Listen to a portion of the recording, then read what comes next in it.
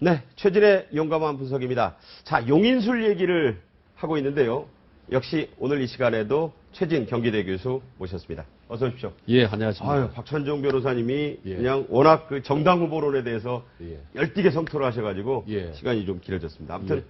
자, 용인술이라고 하는 걸 어제 또 얘기를 했는데 네. 오늘은 이제 두 번째 후보죠. 누굽니까? 예, 문재인 후보에 대해서 한번 집중적으로 네. 분석을 해볼까 합니다. 자, 문재인 후보의 용인술, 용병술 뭐가 특징인가요? 의외로 노무현 대통령하고는 반대되는 스타일입니다. 아, 그래요? 예, 가치를 중시하고 동지들끼리 똘똘 뭉친다는 점은 흡사한데 네. 보여주는 스타일은 상당히 아주 많이 다릅니다. 아, 노무현 대통령 같은 경우는 이제 세 가지가 많았지 않습니까? 이를테면 즉흥적인 게 많았었고 파격이 많았었고 파격, 네. 독선적인 어떤 결정이 많았다면 독선, 네. 지금 문재인 후보 같은 경우는 세 가지가 없지 않습니까, 사실. 독선적인 면, 어떤 파격적인 거라든지 의외성이나 이런 부분들이 없습니다. 상당히 오히려 속도도 느릴 뿐더러 네. 스타일 자체는 오히려 반대되는 스타일이다. 이게 이제 우리 지난번에 말씀드렸지만 네모형이고 네. 친구처럼 서로 마주보면서 동지형의 모델 그리고 과거 노무현 대통령 청와대에서 이렇게 산모들끼리 맞담배를 피듯이 네. 서로 허심탄회하게 계급장을 떼고 서로 만나는 어떤 그런 어떤 동지적 모델 이게 용인술의 특징입니다. 자, 실제로 그렇다면 문재인 후보의 이 정사각형, 사각형 예. 조직관리, 뭐 리더십의 용병술의 예. 어떤 평가를 해주신다면 예. 어떻습니까?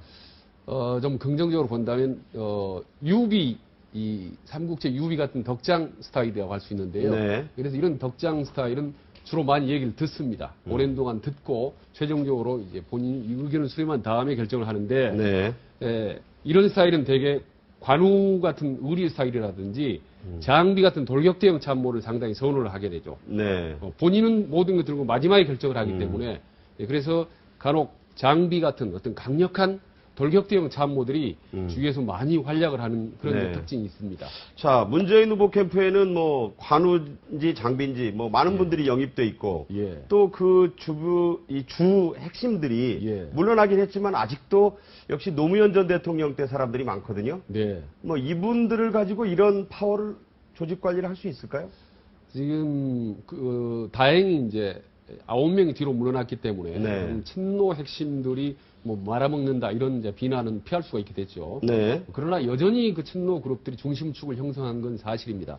다만 친노 중심들이라는 핵심적인 구심점이 있었기 때문에 사실은 오늘날은 문재인이 있게 된 겁니다. 그렇겠죠. 네. 모든 선거에는 그런 핵심적인 구심점이 있습니다. 다만 이 구심점 특공대들이 너무 소리가 요란하고 밖으로 드러날 경우는 외부에 있는 정규군들이 들어갈 여지가 없죠. 네. 그런 점에서는 이제 일단 친노 핵심들이 뒤에 빠졌기 때문에 과연 이제 비노들이 어떻게 과연 그 빈틈을 메울지 이게 아주 이제 좀 궁금한 사항입니다. 그렇다면은 이제 이런 그 친노는 좀 빠지고 네. 비노들이 이제 들어와서 예. 하나의 새로운 어떤 그 캠프에 이 힘을 낼 텐데 예. 여기서 우려되는 점은 어떤 건가요?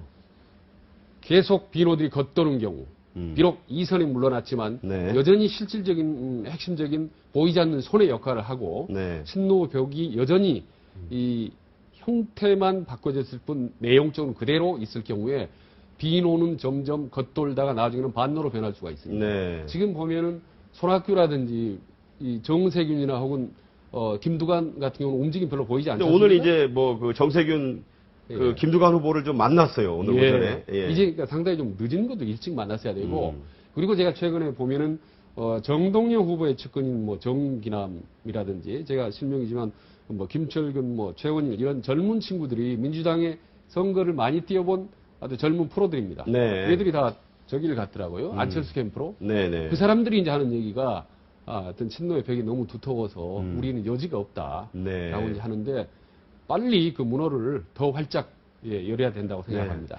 자, 문재인 후보가 자신과 함께 일할 예. 이 참모를 고를 때 어떤 스타일로 고르는 거로 분석을 하세요? 두말할 것도 없이 정치적 가치입니다. 예, 정치적인 가치가 같지 않으면은 제 아무리 이 그럴듯한 경력이라든지 화려해도 벌써 외면하는 거죠. 그 정치적 가치의 핵심은 뭔가요? 핵심 진보입니다. 진보적인 가치. 그리고 좀 더 구체적으로는 노무현의 철학을 함께하는 사람들. 이 사람들끼리는 정신적인 어떤 영혼의 공감대가 굳건하게 형성되어 있기 때문에 아주 끈끈해서 정말 이게 지금까지 민주당이 동력을 됐지만 또 반대로 외부에 자꾸 거리감을 느끼게 하는 요소이기도 하죠. 자, 그렇다면 이 문재인 후보의 이런 용인수를 통해서 본 리더십. 예. 이게 이제 강점, 약점 두루 있다고 말씀하셨는데 네. 이게 앞으로 계속 이렇게 가야 되는 겁니까? 뭘 보완해서 새롭게 좀 거듭나야 되는 건가요? 거듭나야죠. 이제. 지금까지는 어떤 서로 동지형으로서 대등하게 민주주의형 이건 상당히 바람직합니다. 지난번에 말씀드렸다시피 어떤 이 박근혜 세모형이나 안철수의 어떤 원형, 네. 하원형보다 두 개를 적절하게 가미한 게 바로 네모형이다. 네. 형태 자체, 그 사이 자체는 좋기 때문에 네. 이제는 그 단점을 좀 보완해야 된다. 그 단점이라는 게 이를테면 이 덕창의 유비 스타일에게 취약할 수 있는 점, 강력한 장비 같은 스타일에 휘둘리지 않고 본인 중심을 잡고 이 모든 조직을 이끌어 나가는 그런 강단을 좀 보여줘야 되죠.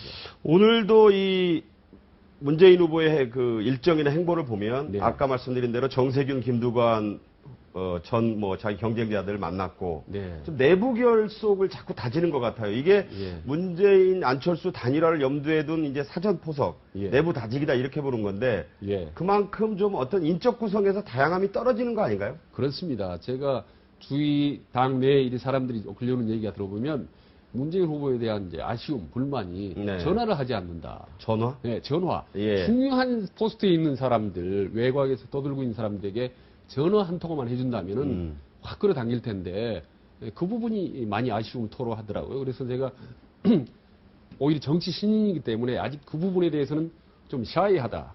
바로바로 전화해서 네네. 뭐 형님 아우 좀 들어와줘라는 하는 그런 어떤 정치적인 쇼맨십이 어떤 그 대중 친화력이 좀 더 부족하다라고 이제 아쉬움을 얘기하는데 박근혜 후보 같은 경우도 전화는 잘 안 한다고 하던데. 예, 그것 때문에 계속 애를 먹고 네. 불통이라는 딱지가 붙었지 않습니까?